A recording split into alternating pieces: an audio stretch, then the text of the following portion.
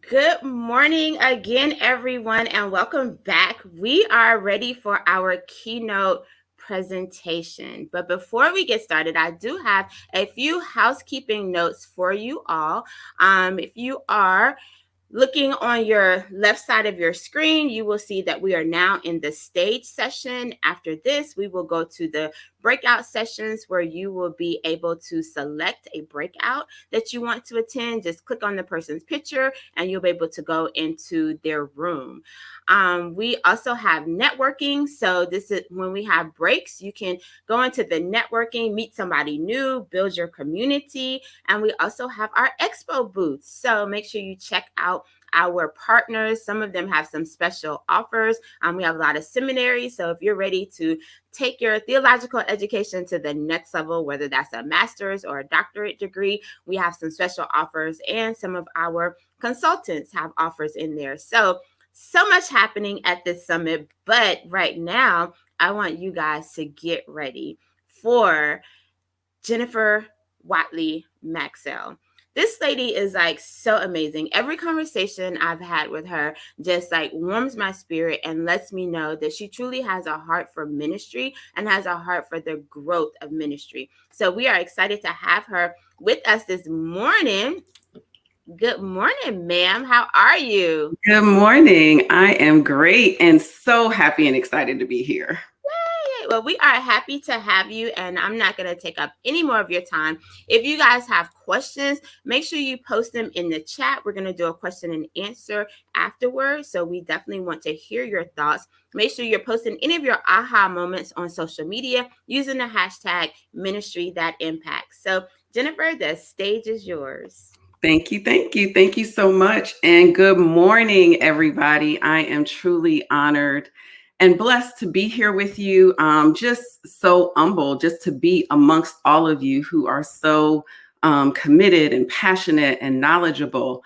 And I count it just a privilege to be able to share what God has put on my heart this morning.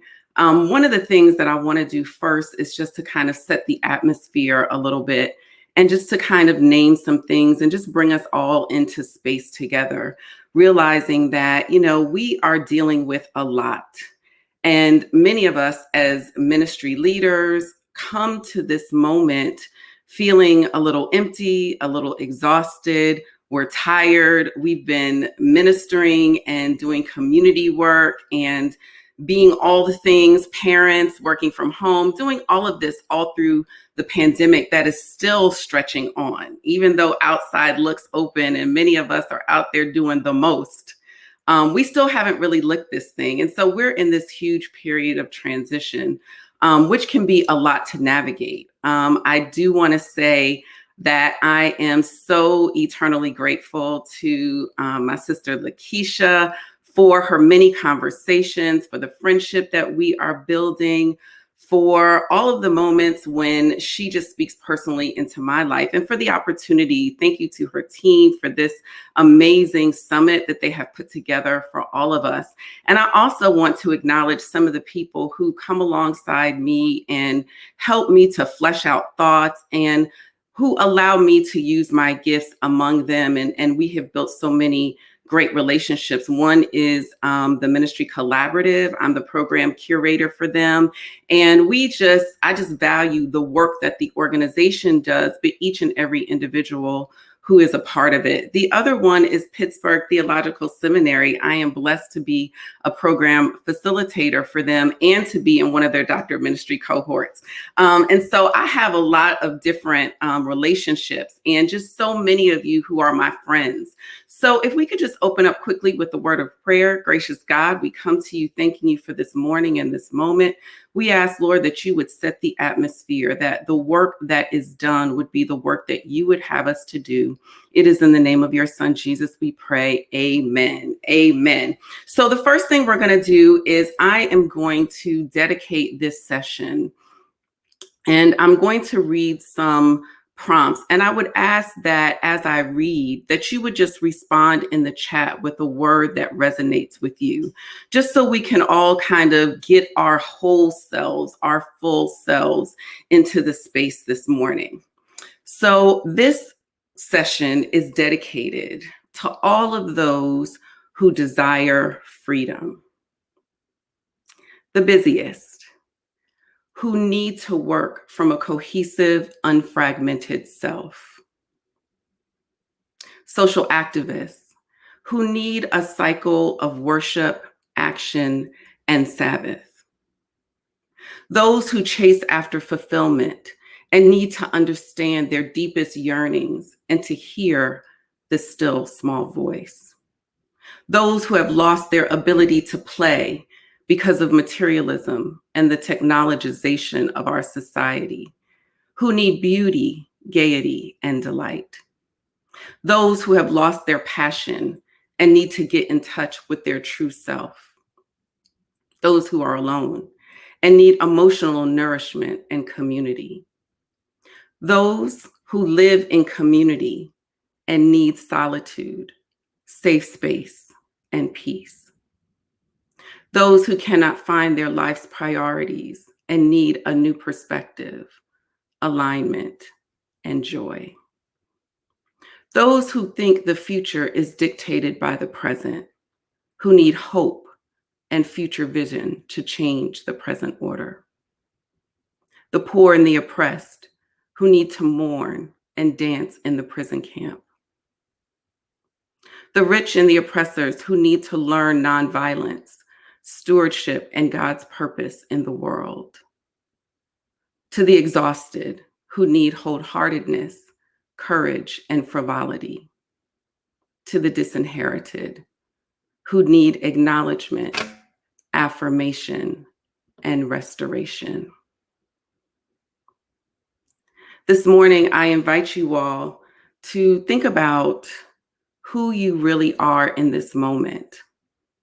And the reason why I like to start with this exercise is because so many times as ministry leaders, we make our entire existence about the work, about the vocation of ministry, about the task of ministry, about the job of ministry. And who we are, who we show up as in the space, who we truly are often gets masked or shielded or left behind. And what I have been led to talk about today is the idea of wholehearted ministry. And wholehearted ministry, of course, being ministry that impacts.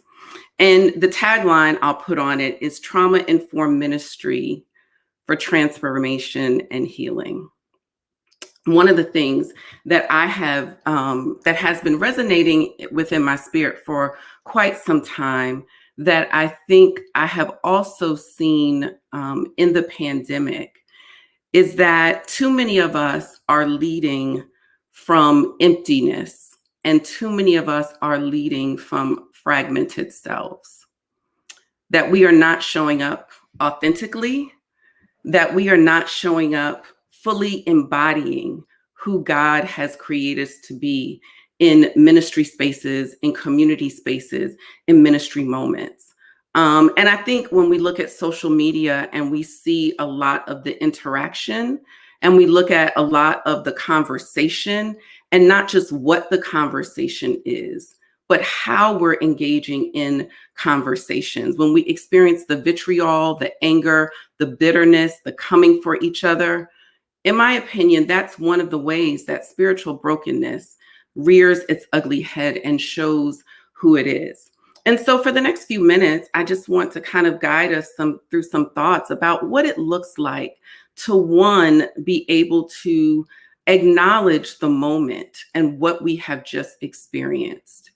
And to be able to realize that we are each coming out, going back into the building of church, that we are now engaging in ministry from a place of trauma.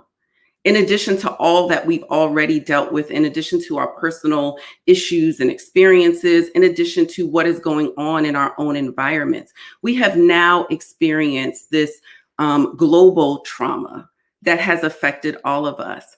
And if we now continue to do ministry in a way that doesn't, at the very least, acknowledge that, then we are doing a huge disservice, because it allows our ministry and it allows the work that we do to be hollow. I'm going to go ahead and I'm going to share my screen with you all. And I invite you, as I'm going through, I'm not going to be able to see the questions in the chat, but at the end, I will leave some time for questions, and I'll be able to go back and see the questions, and I'll be happy to answer them then. So for the next few minutes, we will be talking about Wholehearted, trauma-informed ministry for healing and transformation. And I came up with this, nice little definition that I hope really speaks to what it is that I'm getting at. And what it is that wholehearted ministry is ministry that takes seriously the claims of healing, wholeness, and transformation in the biblical text, and applies them first to self, then to others, as a means of soul care, leading to healing, wholeness, and transformation. And really what it is, it's recognizing that as people in ministry who are doing ministry work, who are doing community work, who are doing kingdom building, who are educating, that where we pour out of matters. The vessel matters. Your soul care matters. And I know that for some of us, we have been educated in a way that has kind of given us this perspective where we try to take ourselves out of the equation. But what I'm positing is that who we are and the work that we are called to do, our identity and purpose in Christ, matters to the communities and to the work that we are uniquely called for. Mind you, this is not about centering self. This is not about making ministry about us, but it is about using who we are created to be effective in ministry. Paul Laurence Dunbar wrote one of my favorite poems titled "We Wear the Mask." We wear the mask that grins and lies. It hides our cheeks and shades our eyes. This debt we pay to human guile. With torn and bleeding hearts we smile, and mouth with myriad subtleties. Why should the world be overwise in counting all our tears and sighs? Nay, let them see us only while we wear the mask. We smile, but oh, great Christ, our cries to thee from tortured souls arise. We sing, but oh, the clay is vile beneath our feet and long the mile. But let the world dream otherwise. We wear the mask. This is one of the first poems I learned when I went to Howard University, the Mecca. HU, there are any Howard people in the house. And it spoke to me because during that time in my life as a young adult, I was struggling to figure out who I was. And I was struggling to figure out what my place was on this big university campus. And I was struggling to understand who I was as a young Black girl in America. And I started wearing the mask. It was a way for me to be able to inhabit spaces that I was uncomfortable with, and to be able to shield all the insecurities and who I really was. When Paul Laurence Dunbar talks about wearing the mask, though, he is talking about the psychological challenge that African Americans and people of color are up against when we navigate spaces that do not recognize who we are, when we have to shut down who we are as people of color, and when we have to shield who we are as people of color in order to be seen through the gaze of whiteness. The reason why I'm bringing up this today is because one of the things that I've been thinking about is that there's another type of mask that we wear as well. And I call it the mask of ministry. W.E. Du Bois talks about this idea of double consciousness related to the mask that Paul Laurence Dunbar talks about. This double consciousness of having to always navigate between who we are as people of color and who we are in societies and white supremacist spaces that do not recognize our unique gifting by our skin tone and our culture. The mask of ministry, I would argue, is a similar type of mask in that for too many of us, we adopt a persona that we display before the people, whatever people they are, that allows us to kind of be in this position of authority, to be in this position of leadership that also shuts down who we really are and doesn't speak to what we truly embody and bring to the moment. And what I'd like to say is that this way of doing ministry masked, right? This masked ministry is traumatic. And that it's not just traumatic to the people that we serve, but that it is also traumatic to us. When we think about mass ministry, what we're thinking about is the times when we don't have the conversation that we really need to have because we don't want people to see our true emotions about the topic at hand. It's the moments when we don't share what our experience of our community experiences are. We always tend to take ourselves outside of the equation.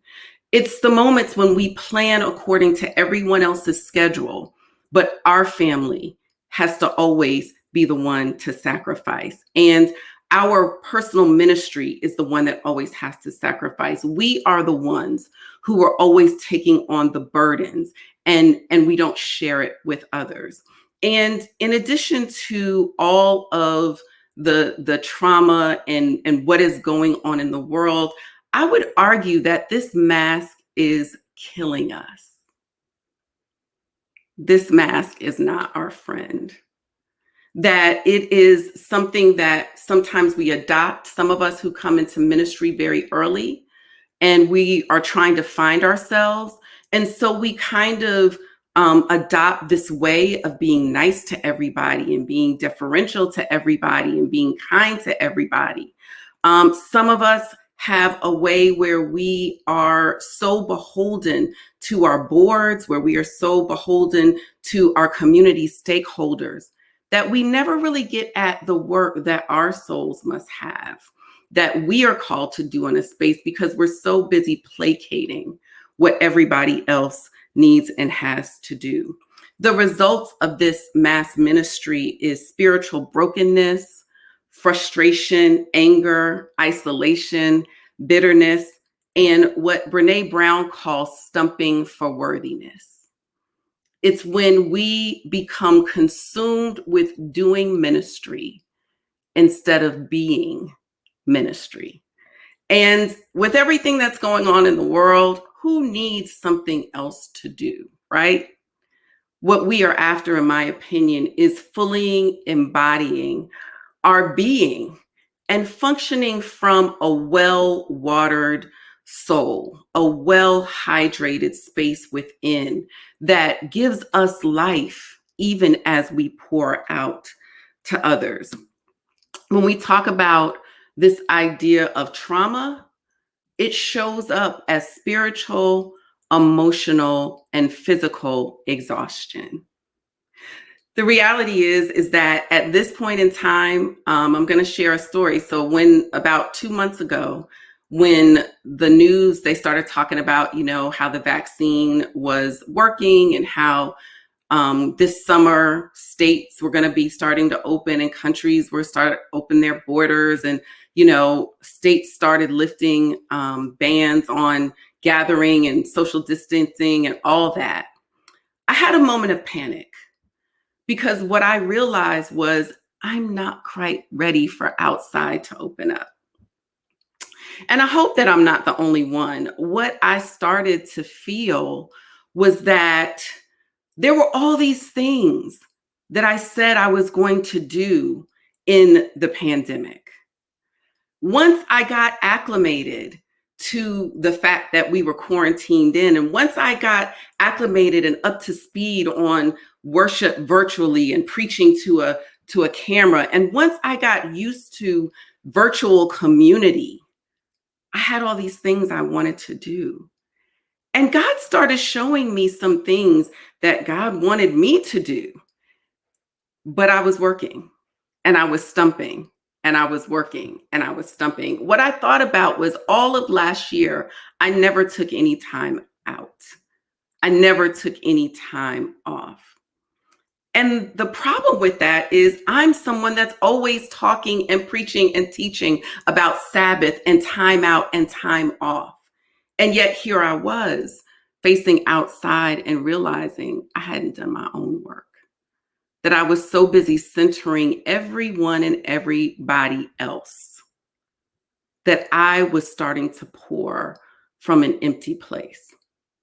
And so I had to do something that I hadn't done ever. I had to shut it down. Luckily, I'm in community, and luckily I work with people who are serious when they say they want those in their midst to be well. And so as I started drawing back and letting people know, you know what, I'm going to take some time. I'm going to shut it down. I'm going to do some Sabbath, some sabbatical. I'm going to pull back. People were very encouraging. But there was a feeling in the pit of my stomach that still made me nervous. Are they going to see me as less than because I'm stepping back? Are they going to see me as somebody that can't take the pressure? Will they still be interested in working with me when I come back? Will they still want to hear my voice after I have quieted myself for a period of time? And I think that there are so many of us that experience those moments. And so what I'm positing is this idea of traumatized being, and this idea of pouring from empty places has no place in our current context and world. If we're going to really talk about rethinking church, and if we're really going to talk about ministry that impacts, I think we first have to talk about being people who have already been impacted. In my mind, I like to think that transformed people transform communities. And too many of us have not been doing the transformative work of wholeheartedness that I believe we really, really need to be about doing in this moment. I'm going to go back to sharing my screen. So where does that lead us? About a year and a half ago, my colleagues and I discovered this quote: "The antidote to exhaustion isn't rest, it's wholeheartedness," by David White. And the moment I heard it, what I must confess is that it resonated so deeply within me.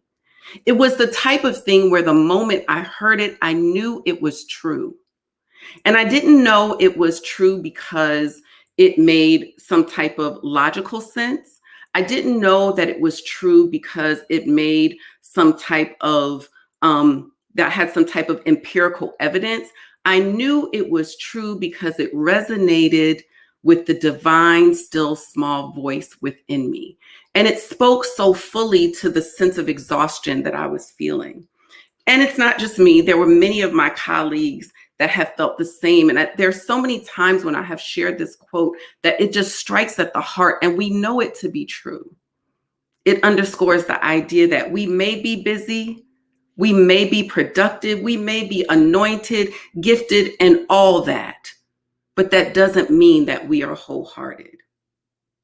And it underscores what I've already said, that we focus so intently on the vocation of ministry that many of us have lost sight of our personal and institutional identity, call, and purposes. That we've held up these models, whether they be people who we've held up as exemplars or models of ministry as exemplars, and we've tried so hard to craft ourselves and our ministries and our communities after them that we have lost touch with who God is calling us to be in this moment and this time. Many of us have dangerously invested ourselves so heavily in work and ministry that we have sacrificed our own soul's work.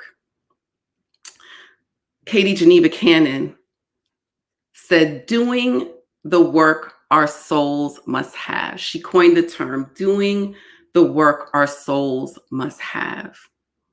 And when I think about what she meant by that, for me, it describes a kind of divine mandate upon our souls that should drive our vocational aspirations.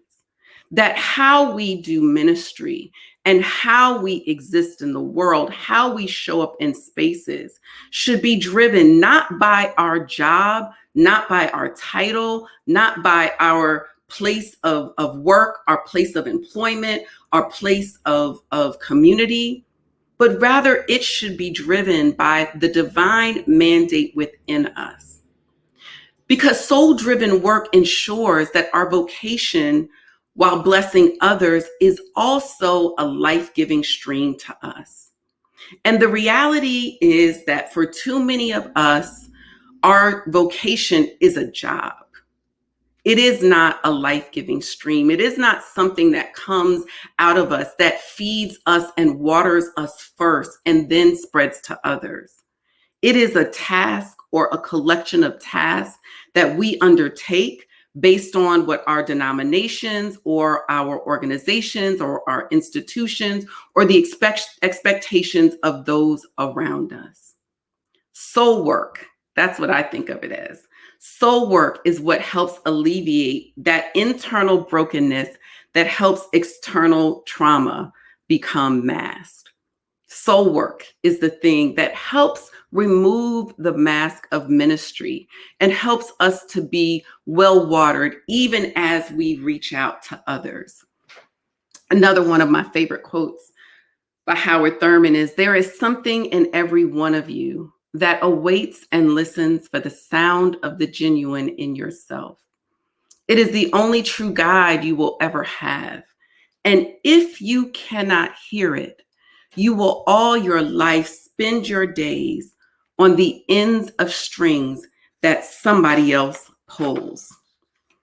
The reality is that too many of us have been spending our days on the ends of strings that somebody else pulls. Even as I say it now, it affects me, because for so many of us who do the work of soul care for others, it's so incredibly hard to even hear the tone of our own soul within us at times, that the cacophony of sounds around us are so overwhelming, that all of the people who we are beholden to, that all of those that we answer to are so loud that it drowns out that still small voice inside of us. One of the things that I have come to really understand is that when we talk about doing the work our souls must have, that what Katie Cannon is referencing is the work that is resonant with the sound of the genuine within us. That the work our souls must have is pitched to the tone of the sound of the genuine. It orients us and it connects us to the unique and divine mandate upon each and every one of our lives. It's the missing piece for a lot of us that takes work that can be drudgery and makes it joyful, that takes work that is depleting and makes it infilling. It is the soul work of wholeheartedness that satisfies our soul's longings, alleviating our soul's exhaustion. It's the work that feeds us first before we feed others. And that, I feel, is always the challenge for us who are involved in doing this crucial work, right? Because the work is so plentiful that we often forget to eat ourselves. Therefore, we end up malnourished. Jeremiah 1:4-5 says, "The word of the Lord came to me saying, before I formed you in the womb, I knew you. Before you were born, I set you apart. I appointed you as a prophet to the nations." When we read this call of Jeremiah, we discover the sound of the genuine imprinted in the prophet as identity, call, and purpose before he was formed in his mother's womb. And I believe that that is the same way that we have each been imprinted with call, identity, and purpose before we were even in our mother's womb. In other words, God's knowing, setting, and appointing is God's identifying, calling, and purposing.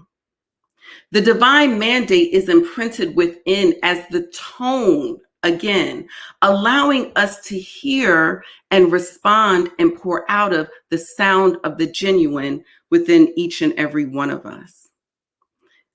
One of the keys, I think, to the exhaustion that we are feeling is our inability to truly be wholehearted.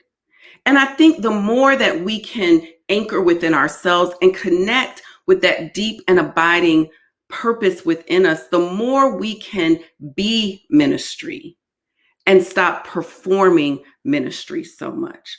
The more we practice wholehearted ministry, the more we're able to show up authentically and be transforming presences for others. One of the things that I like to say is before we were pastors or leaders, we were people. And before we were people, we were purpose. That leading with purpose is more than just leading on mission.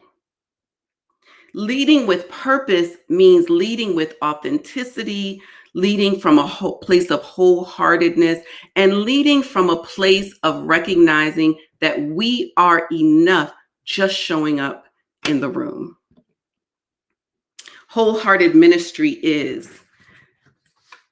And I do this because I want to kind of make this distinction between what wholehearted ministry really looks like and how it really shows up in the world.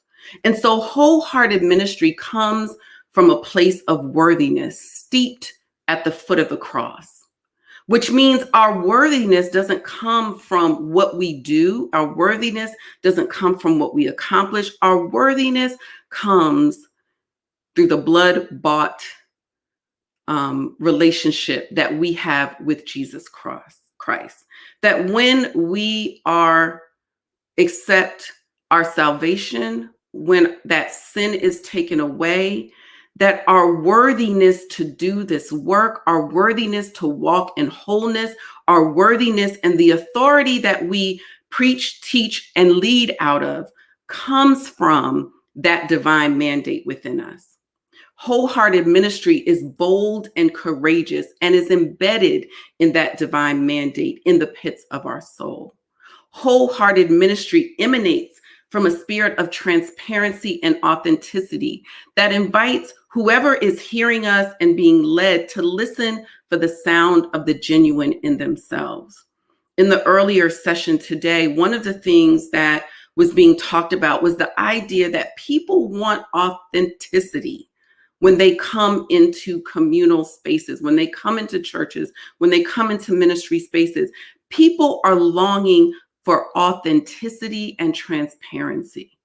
They're longing for us to be able to allow the sound of the genuine within us to emanate so that it can connect with the sound of the genuine in them. Wholehearted ministry declares we are enough because of salvation and because of God's divine call, identity, and purpose manifesting through us. Wholehearted ministry is transformative. It allows us to transfuse our problems into power and our pain points into our praise points. And, you know, as we have been experiencing ministry, there's so much about the spirituality of our ancestors that has come into question as more and more of us have matriculated at institutions, especially predominantly white institutions. So much of what has been intrinsic to our ancestral spirituality has gotten left behind. And I think that one of the things that we reclaim when we reclaim this divine mandate and our soul's work is we reclaim the connection to the divine that transforms and transfuses our daily experiences into something liberative, into something freeing, into something better than what we have before us at the moment. Wholehearted ministry is the scalpel that carves out our brokenness, allowing us to heal so we can be healing agents for others. And it affirms righteous indignation to confront societal barriers, systemic oppression, and social injustice without bitterness, hostility, and sin. Though we are tasked with the work of freedom, we don't have to be angry and bitter and hostile to do this transformative work. When we are practicing wholehearted ministry, we are able to do the work that we are called to do in a way that, again, is joyful, in a way that is peaceful, in a way that is content. Wholehearted ministry inspires creativity, ingenuity, and innovation. As we heal and our scabs fall away, we are left with new ideas, fresh vision, and renewed energy. It allows us to go deep within ourselves so that we can get at the depths of another person. That is one of those ideas that Frank Thomas talks about when he talks about African American preaching and one of the qualities of African American preaching, that it allows us to go deep and get at the depths of another person. And I believe that wholehearted ministry has that same type of quality. Pete Cantrell said, "The greatest liberty is having nothing to prove." And to me, wholehearted ministry is freedom, releasing us from the tyranny of insecurity, self-doubt, and the need to please others. Again, it's bloody, steeped in the commingling of our blood and the blood of the Lamb, and produces transformative transparency and power. Wholehearted ministry is revelatory because hearing the sound of the genuine in ourselves enables us to hear the sound of the genuine in others. And it's healing because it requires that we cultivate authenticity, self-compassion, resilience, gratitude, joy, intuition, trust, faith, play, rest, calm, stillness, laughter, song, dance, and all of those are what makes ministry, what makes the work that we do joyful, and what pours into us even as we pour out. Wholehearted ministry is trauma-informed soul care for the restoration and health of traumatized people that takes seriously the biblical claims of healing, wholeness, and transformation. The Bible has a lot to say about healing and wholeness. And I believe that too many times we leave that on the table, trying to function and do ministry instead of being ministry. Wholehearted ministry is a redemptive act that removes the mask of ministry, allowing ministry leaders and communities we serve to fully embody God's unique identity, call, and purpose in our life. And finally, it enables us to do the work our souls must have, alleviating our exhaustion and giving us life. This is the work I feel God has given me to do in life. And one of the things that I want to do is to allow a few minutes just for you to ask questions or share some of your ideas. So feel free in the chat if you have a question or if you have a comment or you have something that you want to add to the conversation. My main goal in coming to this moment and setting this atmosphere is to remind us that if all we do in this next 3 days is to talk about church and to talk about ministry without making sure that our souls are grounded, that we are well watered, that we are well fed, we will continue to pour out of empty vessels. For some of us, the work of this moment is to admit our brokenness, to admit the joy that we don't have in the work that we do, to see the exhaustion not just as a function of what we do, but to see it for what it is, brokenness that is not God's will for our life.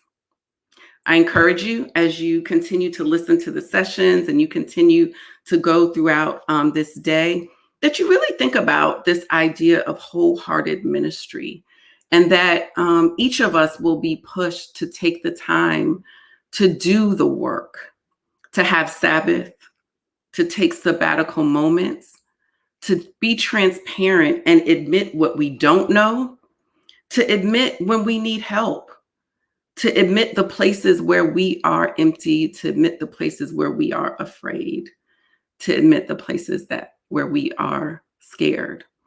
I hope that each of us will walk away committed to wholeheartedness as a ministry practice and to wholeheartedness as a way of being our best and most authentic selves.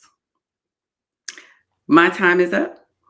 Thank you so much for your attention, and it's a joy being here. I look forward to seeing you all over the next 3 days.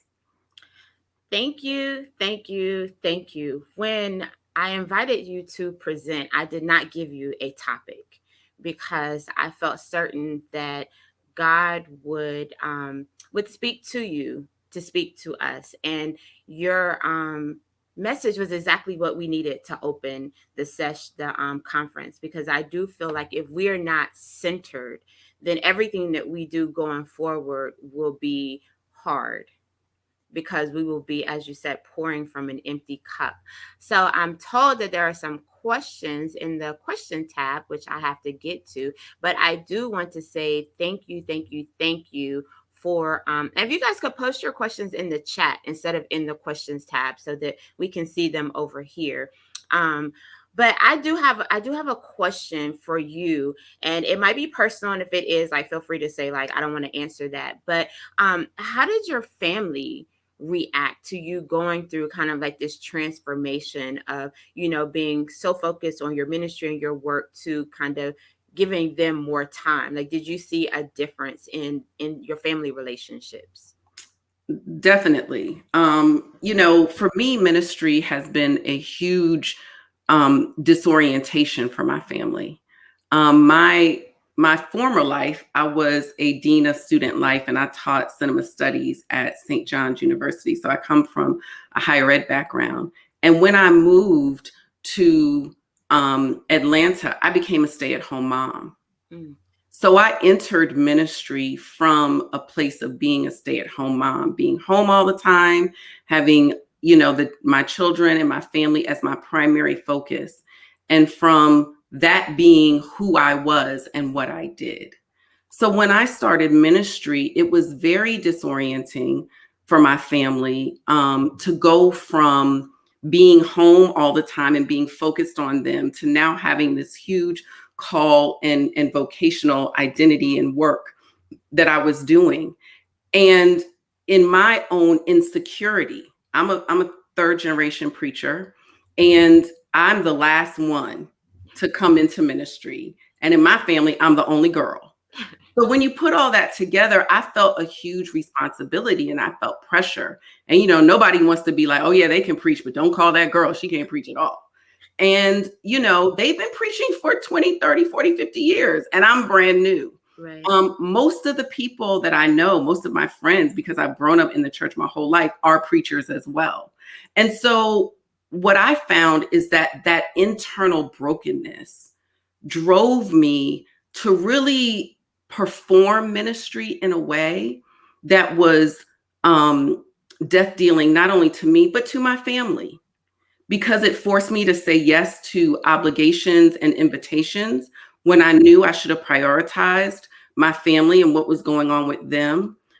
It forced me to do things in a way that wasn't joy filled, that wasn't centered, because I was frustrated with having to do all this and be all this. And it really kind of made me go into this fragmented self where I was starting to wear this mask of ministry. And then I started wearing it at home. Whereas my family and my children were coming to me with questions and conversations, I got my ministry hat on, like, well, if you just pray about that baby, Jesus knows all. And they're like, Mom, like, really, like, can you just talk to me as my mother? So a lot of what I am talking about is what I have actually experienced in my own life. And for me, what happened is I really came to a personal dark night of the soul, my own personal crisis, where I started to really question. Whereas at one point I was like, God, I know you called me to this, because this is not something I would ever call myself to. But I started questioning if I was cut out for it, if I could do it. And what God told me over and over again was, I called you to be fully who you are. Stop changing the way you dress. Stop changing the way you act. Stop trying to preach like other people, and stop trying to be smart, and stop trying to show up like you know everything. Be who I created you to be. And so me going through that process has not only allowed me to be recentered and to operate from a place of joy, I can now hear the sound of the genuine in my family. I am able to deal with my family and to relate with them in a different place. I'm able to be who I am at home as well as who I am in ministry settings. And for me, that has been a truly transformative and life-giving idea. Wow. So I mean, and that definitely feels liberating. And I think that when we talk about liberation theology and we talk about what it means to, have a relationship with God and to follow Jesus, like that's what it's about us being free of all of that and all of the constraints that the world kind of places on us. And a lot of times we bring that into ministry and we're trying to function. And like you said, it's not what God created for us. We do have a question. Where does one begin? What would you say is the first step in the journey toward wholeheartedness? I would say the first step is brutal honesty with self. You can't front and be wholehearted. You just can't. Right. And too many of us are reading our own press clippings. Too many of us are, walking around leading with our bios. Mm-hmm. Too many of us are living out of the idea of who we should be or who people should see us as. And that is so dangerous and insidious.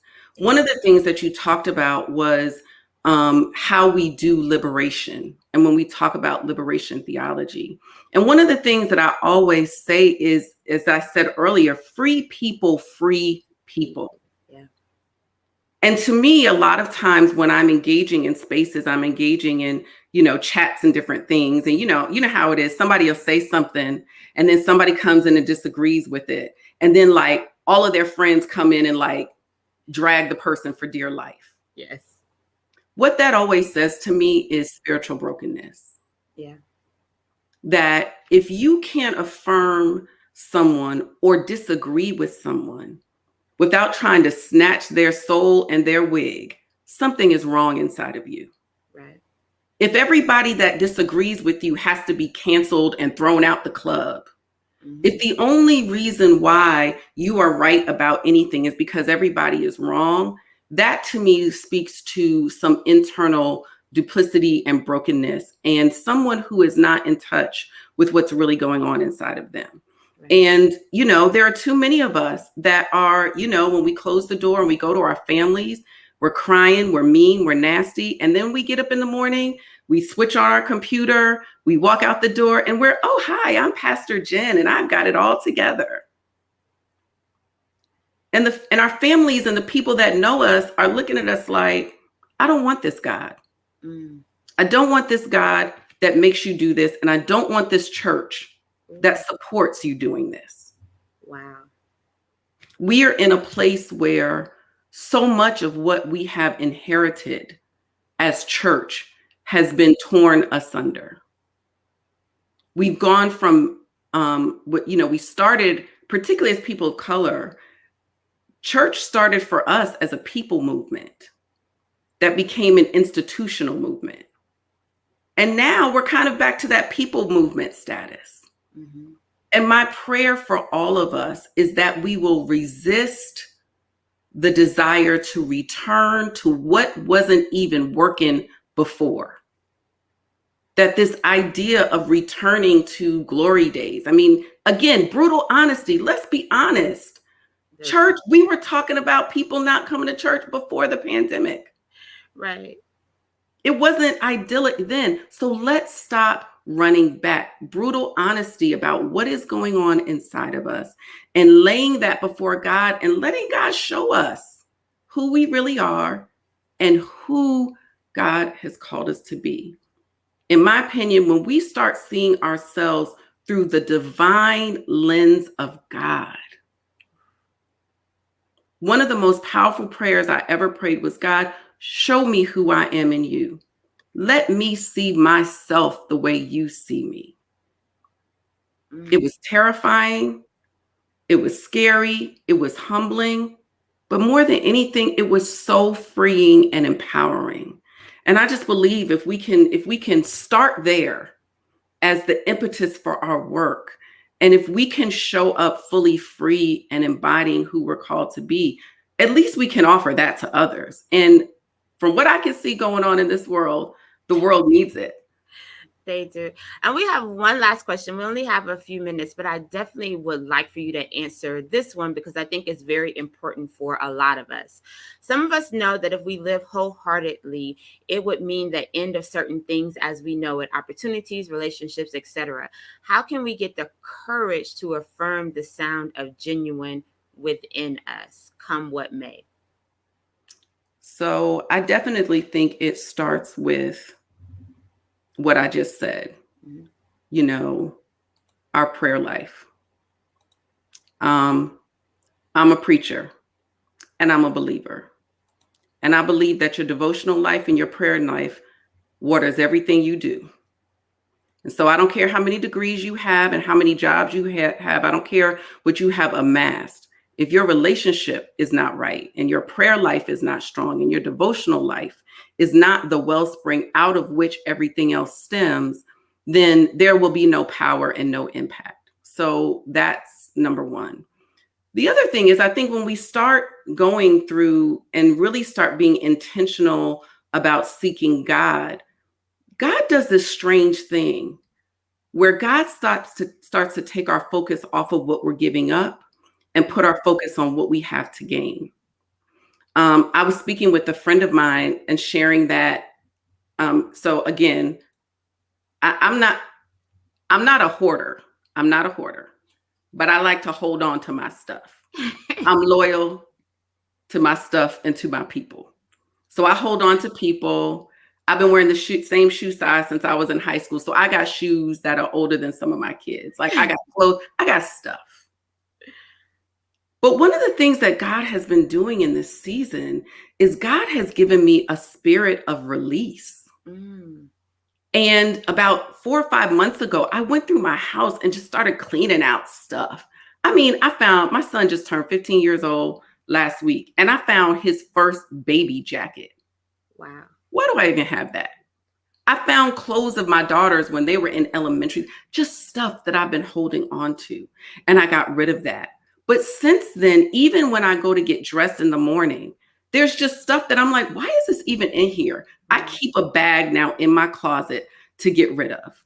Always pruning, always gleaning. And part of that is that I think at one point I was idealizing certain facets of my life and certain parts of who I was and certain things about myself. And I was holding on to them so incredibly tightly. And it seems so important to hold on to them. But what I feel like God has been leading me to is that God needs me to make room for what is coming next. Yes. And I can't be ready to receive what is coming next if I'm holding on for dear life to what has already happened. And I think for some of us, it is a theological issue Mm-hmm.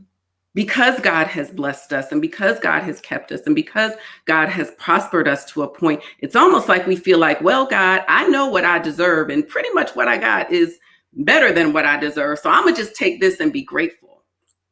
And God is like, you're right. You do have more than you deserve. But luckily, what I have for you is not contingent upon what you deserve. It's contingent upon me, what I have to give, where I want to take you. And so I think, to start to allow our vision to shift, to stop looking back and start looking forward. I preached a sermon a few months ago based on an article my friend Adam Maxell wrote called Returning Forward. That as we look at this idea of returning and going back into buildings and coming outside, it's not a turning back, it's a return forward. And to be able to really shift our vision. And I believe that when we start looking ahead, that we really do see how limited what we have is. And that is to me what helps us to start opening up our hands as we start giving little pieces up and start saying no to certain things, other opportunities come. As we start giving certain pieces up, then something new comes. And that helps to build our strength. It's a daily walk. It's a piece by piece process. But we have to be willing to give up the little things, couple things here or there. I started giving up like 10 bags of clothes. Since then, I've given up 10 more. And now I told my husband, I said, go get one of them things you put out in the garage. Put out in the driveway, because we about to get rid of all of this. But it's taken me a year to get to this place. And so be gracious with yourself.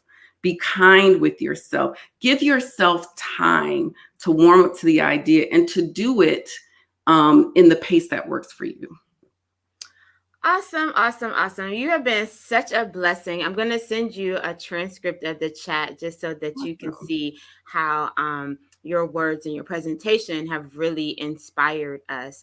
And we just thank you for pouring from yourself, your fullness, your wholeheartedness, and without your mask on, and just being real with us about what we need to do to go forward if we're truly going to have ministry that impacts. So thank you so very much for your presentation this morning. Thank you. This has been wonderful. I appreciate all of you, and I look forward to, again, interacting with you all over the next several days. Awesome, awesome, awesome. So, everyone, it is 10 o'clock. It is time for us to go into our breakout sessions. So, I'm going to let me see if we can pull up our schedule for today. So, we have, did it pull up? Okay, so it didn't pull up. So, we have our, oh, I know what I have to do.